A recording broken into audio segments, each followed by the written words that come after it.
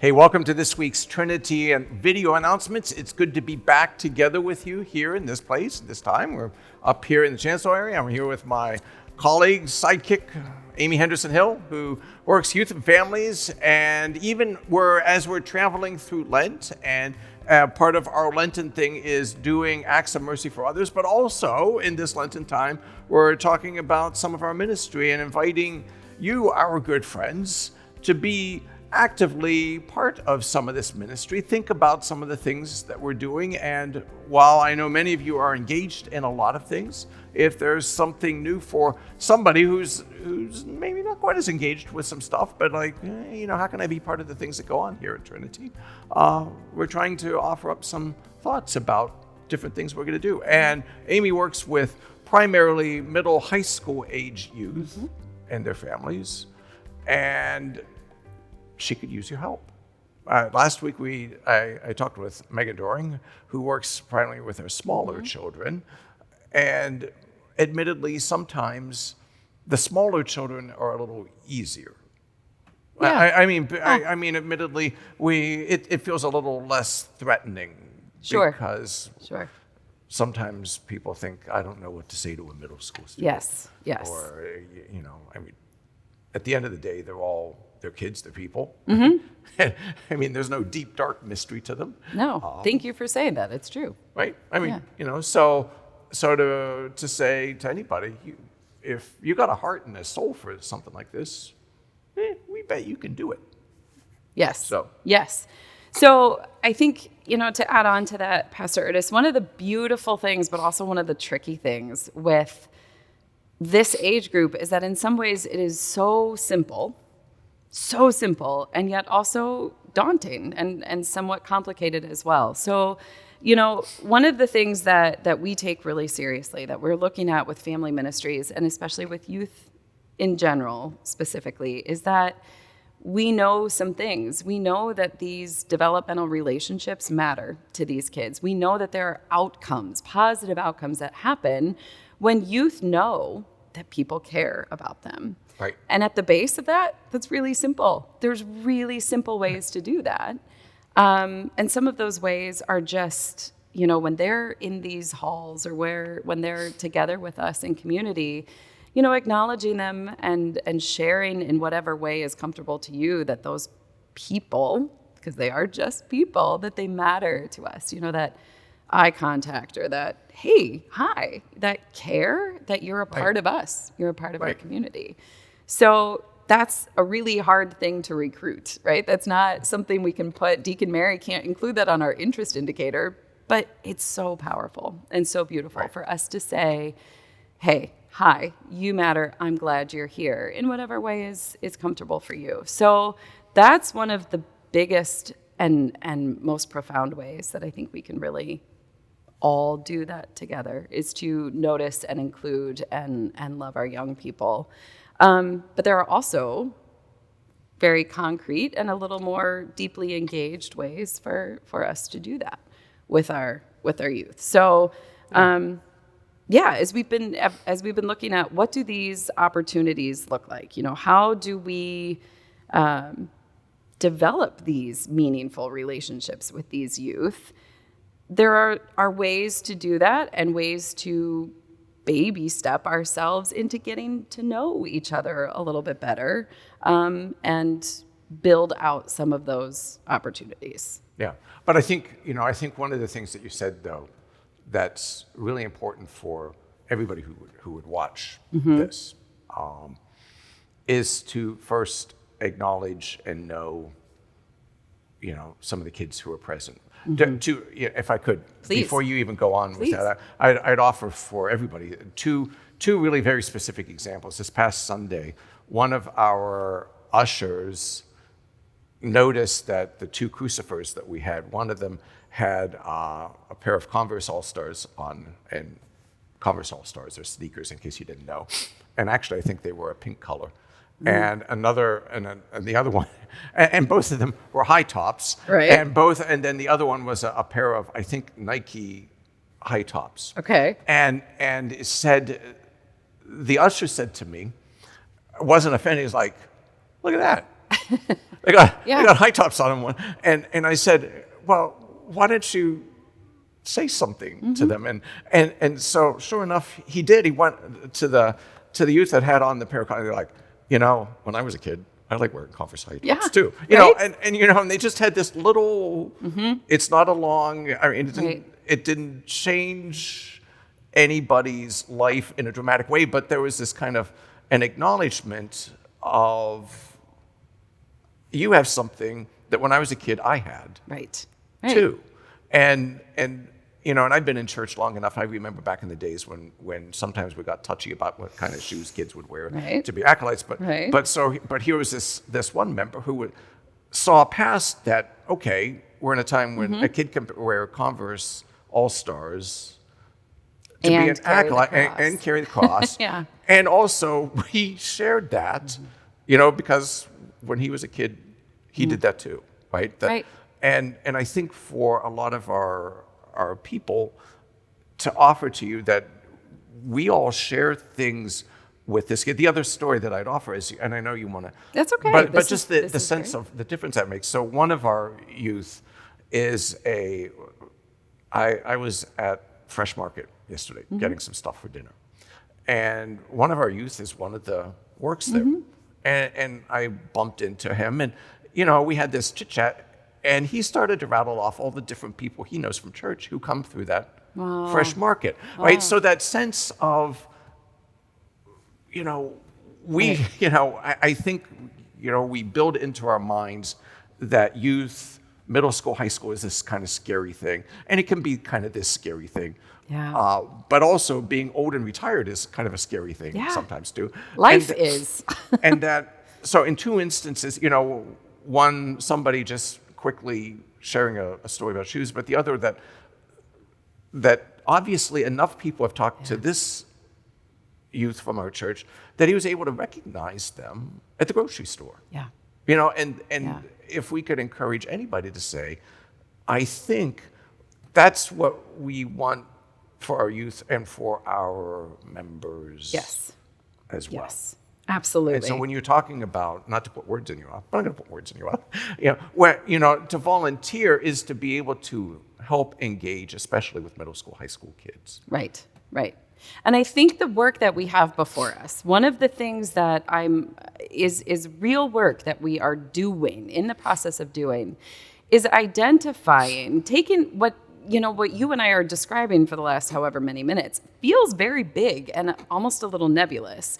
So what does it look like to make these things concrete so that if somebody says, that resonates with me. I love that I could potentially have the opportunity to talk to a kid about their Converse shoes. How do we structure this in a way that allows them to plug in some way in which they are comfortable? So this is a perfect segue because this is kind of where I want to end. This is one of the things that, as you and I have talked about that very thing, what does it look like to build this out in a more structured way that lets people enter into these relationships and learn more about their own faith and grow in their own spirituality as they do it alongside these youth?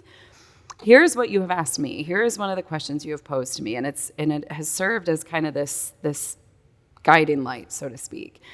If we look, what is it that we desire as a community for our young people? When we line them up on the day of baccalaureate at their high school graduation, and we look at them and we embrace them and we say, hey, go out, but you are still part of us. What do they look like? What have they learned? In what space are they thriving holistically because they have been a part and hopefully will continue to be a part of Trinity English Lutheran Church? And with that as our North Star, it changes everything, right? Like we are able to say, okay, what matters is, yes, all of these things spiritually and theologically and their community and their relationships and all of the other topics that matter to youth and to families, which is why I'm so grateful for Megan and her work and the things that we are building down the line to connect these families and kids into this relationship and community so that it becomes something that is just woven into the fabric of their story, especially going forward. Right. So that, they graduate from high school. They maybe graduate from college. This is still who they are. And if that is our goal moving forward, then we get to all participate in that now. So it's our job to really come up with those ways, and that's the work we're doing right now. So I'm excited. Right. Absolutely. There are some nuts and bolts right now that are immediately available to us. We have, for instance, Easter. I guess, when we're looking at this, Easter is less than 3 weeks away. So there are ways to be engaged on Easter morning with our Easter celebration that are very zero preparation. We've got a lot of those things already figured out, all the prep, all the heavy lifting stuff. But if you're like, hey, I just want to hang out with some of the kids and youth and families and see who these people are and what we're doing, I have ways to plug you in on Easter morning. We have also, this is a great time to mention the March 15th. So Friday night, March 15th, there is this coming Friday, what we're calling a forum, a community forum, where we're gearing toward parents of children and youth and saying, hey, what makes you show up? What is it about this place, and what more do you want, and how do you want to engage? That's also it's not a volunteer opportunity, but it's a vital opportunity to share in the voice and to have a finger on the pulse of where we all are, not just us as staff or even the key volunteers, but as a community. Where are we going? What do we want? There are also things like feeding kids, feeding youth is a very real thing. It is not something where, it's not to the scale of community dinner or anything close, but every week there's donuts, there's lunch for confirmation, there's snacks at youth group. That's a constant need. So shopping, preparing, and even serving to have FaceTime with the youth, that is something we need all the time. There are ways when we have our youth group gatherings and when we have outings. Last week, we did a whole bunch of stuff, but we went to Crazy Pins and hung out for 3 hours. I need adults who want to be there and bowl or sit there and at least eat some pizza with us as we do it. Those things are happening on a regular basis. And we're also, I'm really curious about the ways, some of the things that I've been listening to and learning as we move forward are people who say, you know what, this happened when I was a youth, or when my kid was in confirmation, they did this. What if we tried this? So these things are cooking, but the other thing I'm actually asking for is that kind of feedback as well. If you have an idea that you've kind of been sitting on because you think, I don't know, there's already so much going on. I don't know if Amy wants to hear that. I don't want to add one more thing to her plate. Those are the things we want to hear, because those are the things that are potentially really meaningful that we might be missing inadvertently. So those are just, I want communication and sharing, and also concrete things too that let people plug into relationship building with youth and just showing up. Yeah. Because the cool thing about Trinity is when we do something, anybody can come. Yeah. So if those young people are coming and you're coming, you're going to see the young people, and you're going to just build those things organically as well. Yeah. And to be succinct, the first thing, if you're wanting to be helpful for youth ministry, if you see one of our youth, and you can find them. I mean, yes, I mean, they might be up in the balcony during 10:30. They might be, yes. If you're at 10:30, there's a whole like vultures row, as my Navy friends would say, vultures row sitting up there. I love it. But I would encourage you, I think you would as well, to say, hi, I want you to know that I'm praying for you. Yes. And that's not weird to Nope. say. And even if it feels like it is, it's not. Just to say, I mean, knowing all of those kids up there, every one of them will receive that in the same way that it's offered. And to be able to say that really is a very elementary first step. And if they look a little weird to you, trust me, you look a little weird to them. Yep. Doesn't mean it's bad. But that's not a judgment thing. That's a,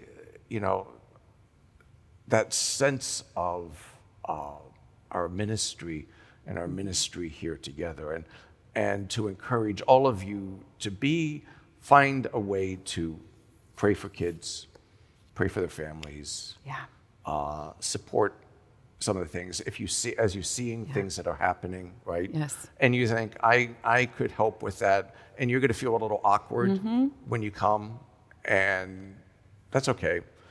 Amy and Megan or some of the kids will help you try not to feel so awkward. You got it. They're pretty good about that. You got it. But to really engage in that, believe it or not, some of our kids come and they don't bring their families. I mean, they come on their own volition to be here, to be in this place. And that's, you know, that's kind of a rare thing, and it's kind of a cool thing. And so to bring yourself to that with that same sense of, hey, you know, you're here, I'm here. It's good to see you. Yeah. I think it's some of the easiest and the hardest work we have to do, but it's happening and it's beautiful. And when I look around here, it does take all of us, and it takes people who are committed to this. But the good news is I look around and I see people who are committed to this and taking it seriously. So part of this conversation is keep going, keep doing it, because it matters. So, yeah. So when you see that sign-up sheet, there are things, or if you have questions, please call Amy, send an email. Your email is like all of the rest of us, ahendersonhill@trinityenglish.org. Send you an email. Yep. Talk to me on Sunday. Find me. Stop me. Yeah. You're easy to find. I love it. You got right here. I love it. I'm here. With a little trail of a little posse of I'm here. Oh, I you know, love it. kids coming along behind you. But thanks for the work you're doing, and thanks for trying to draw in as many people in that to make it happen. It's the best work. Yeah, Thank you. It is. Thank you for being with us and for working alongside with us and making this place what it is. And we will see you soon.